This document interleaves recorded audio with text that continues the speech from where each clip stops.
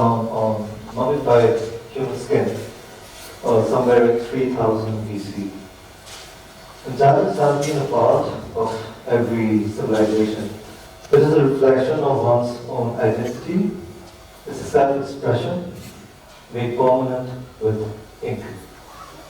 And a lot of artists who respect this ancient tradition and understand the essence behind tattooing have been recognized by their peers and non-tattooed folks.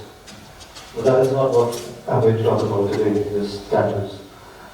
Albert Camus said, I do not know whether this life has meaning which transcends it, but I know that I do not know this meaning, and it's impossible for me to know it just yet. It reflects vulnerability and humility in the statement. The thought that the beauty of efforts holds more value than conclusive attainment. It reflects dignity. And it's not a noble argument. I started writing poetry when I was in college. I was very intrigued in the metaphysical, in the class on metaphysical poems. But if you ask me to name 10 metaphysical poets or poems, I wouldn't be able to do that now. But I do remember the way our professor, Alan Silva, conducted the class, and the beauty of it streamed out of the sociology class and in the back pages of my notebook. For as long as I remember, I've never had an inclination towards institutionalized academia, but I have been always keen to learn. In school, I was drawn to the arts. I liked crafts more than maths. I like band practices over commerce and economics. I joined a leader training program with the purpose of taking my house for the schoolhouse that I was assigned to, rather than learning how to make a PowerPoint presentation which helps to address a crowd. I do not have a PowerPoint presentation now, but in my last year of school, our house did win, and we won several awards in inter-school fests, categories in which we were not recognized before. I was a singer, not a brilliant one, with no formal education in Western music, but I learned to trust my ears, my heart, and I recognized the skill of people around me. And we practiced a lot, and we put up a good show. I also did a few short films in college. I did a lot of paintings, murals, and it's around that time I got my first tattoo done. And from the very onset, I was not just interested in tattoos as an art form, but also the immersive experience that's involved with getting a tattoo. Fortunate for me, I got an opportunity to be an apprentice in a professional tattoo studio right after my graduation. The next 3 years will be spent in learning the craft, touring and traveling, and eventually leads for me to open my own studio in 2016, Forever Poetry. Forever Poetry is a small rented property in Kolkata. It's a place that acknowledges the differences of thought, of beliefs, expression, and what one defines as beauty. My job as a tattoo artist is to translate your identity, the transformations in you, your joys, happiness, sorrow, principles, and to translate that vision with permanence and in ink. And it makes people happy. Contrary to the popular notion that tattoos are impulsive decisions, it is actually a very well thought out process, and it involves introspection. I don't know how people can just look at it as a trend, but according to me, my personal belief, it's not an act of defiance or rebellion. It's being assertive and reclaiming who you are. So in every professional field, there is a discipline involved for running operations. And it's essential to have a routine in a self-run studio. A lot of small acts gather to constitute this routine. And much like an observed man provoked by silence and not absence, you begin to question this routine. So there's a lot of ways you could approach, same way you go on with your life. Like I wake up every morning, I tidy the place, I cook food, I go to work, I come back home, I have dinner, and go to sleep. The same way can be projected in a alternative life. I wake up in a room that I've owned for myself. I cook food, I like to try new recipes every time. I feed my cats, I water the plants, I walk 35 plants around my home and 15 other at the studio. Then I ride to the studio with a wind in my face along Southern Avenue, which has beautiful leafy trees around it. Then I open the studio, which is an extension of my soul. And then I water the plants there, and I make art.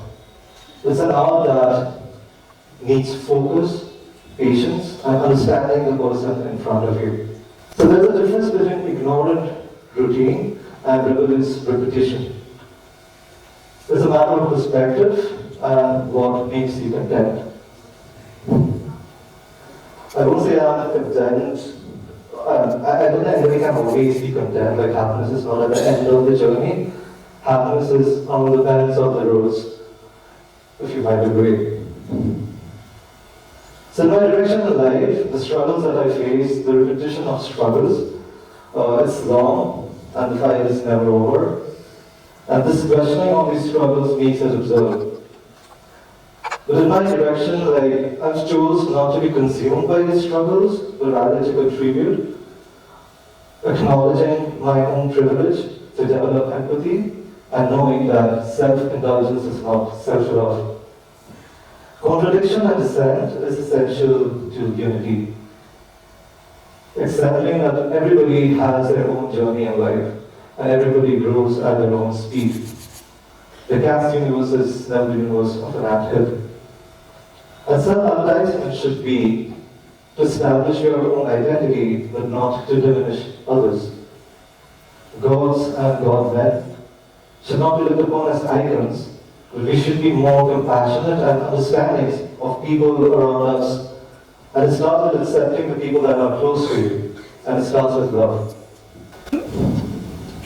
In the importance of equanimity, my solo travels have helped me a lot.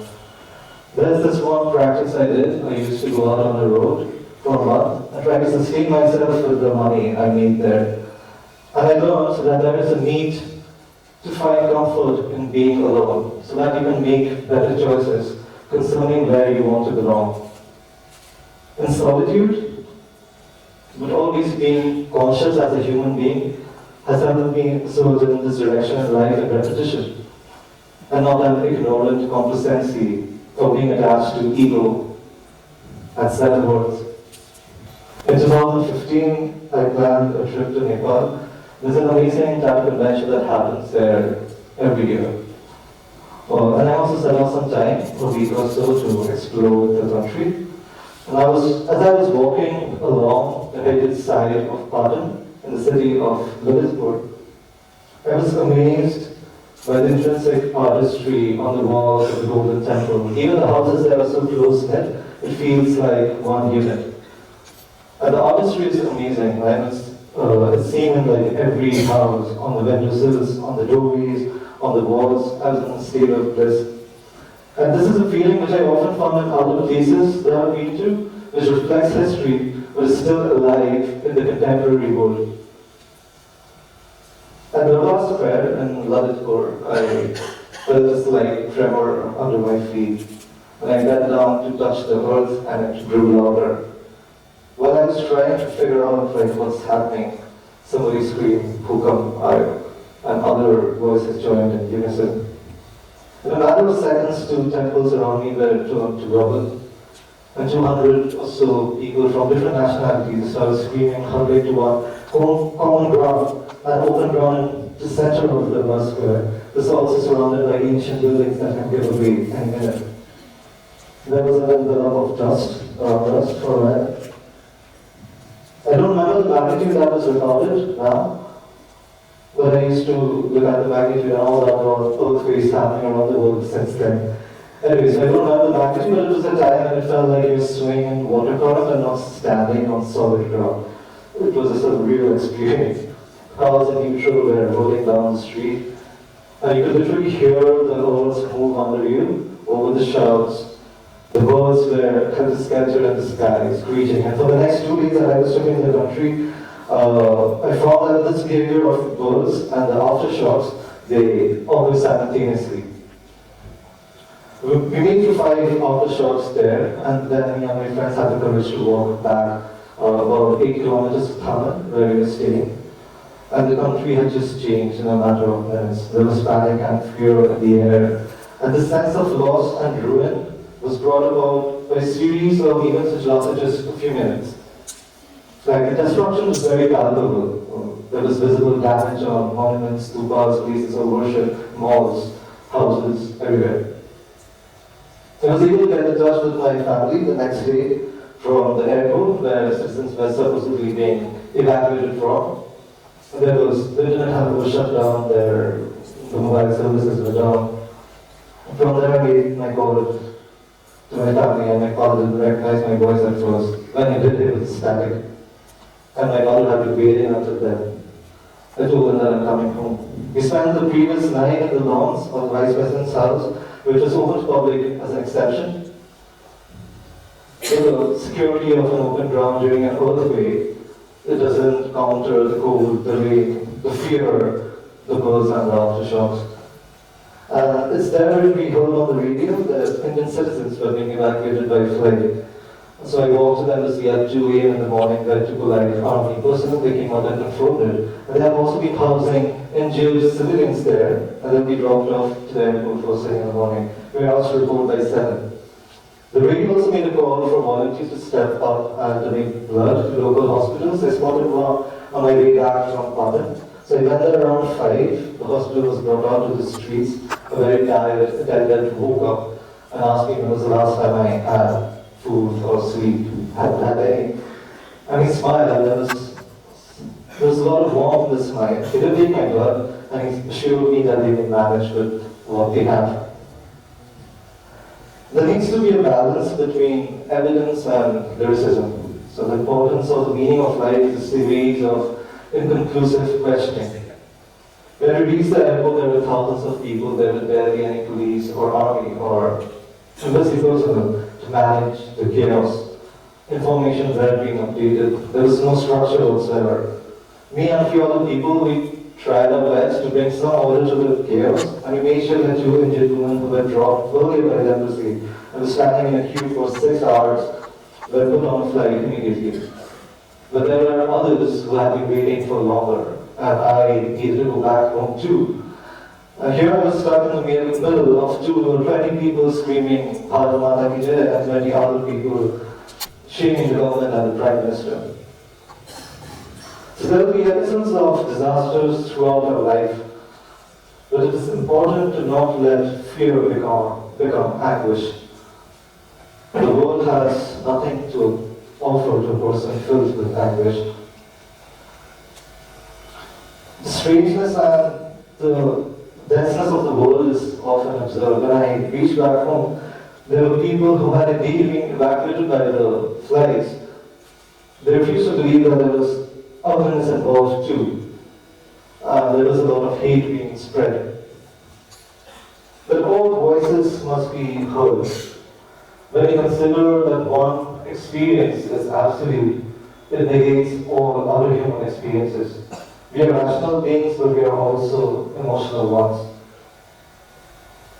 So the Sisyphean wheel, I think it's a lesson in humility once you recognize this loop. Regardless of what ideology you follow, the human condition is often drunk with power and with efficacy, and it eventually leads to the betrayal of the same ideals. Knowledge that proceeds from just theoretical deduction over observations and experience, it does not justify the mathematics that is involved, that commands our condition. It is also true that a lot of people were stranded in the airport where there was no food and small water bottles were 250 rupees each. We had to take the bus the next day. When I met a Nepali guy and we slept the night at the parking lot at the airport. So he was abroad and he came back to cremate his family. And he wouldn't do that because the roads were shut down and they were only open the next day. And he advised us to take the bus back to India. We paid a lot of money to sit on the floor of the bus, where I also met another person who was a few years elder than me. He's carrying his 3-month daughter in his arms. He lost his wife and his elder daughter. But there are hundreds of people who did not have the same privilege of going back to your country just sitting on the floor of the bus. Nature said, we have art in order to not die from the truth. There are innumerable fragments that are offered to our understanding. Sometimes it is a bit too much. We as people, I think we are fearful of true knowledge. We despair true knowledge. Eluding through hope and travel, I think it's part of the same system. Like 6 months post Nepal, I was already in Shala, Ganj, right after having recovered from jaundice a month prior. And I took a trek from Ganj to Trium. And when I spent the night there camped under the stars, it also felt like a homecoming. So understanding the mechanical flow, the mechanical cycle of life, it awakens the consciousness, and then it provokes what follows. The collapse of the state sets of the appearances, it ushers in new humble beginnings. Tenacity and acumen, they help us in the journey up the hill, and when the stone comes rolling down, it's a death of pride. Contradiction is a natural form of world order. Nothing is absolutely true, and nothing is absolute in its falseness. Happiness is not a permanent state of being, it's an opulence. Thank you, you have been a wonderful audience.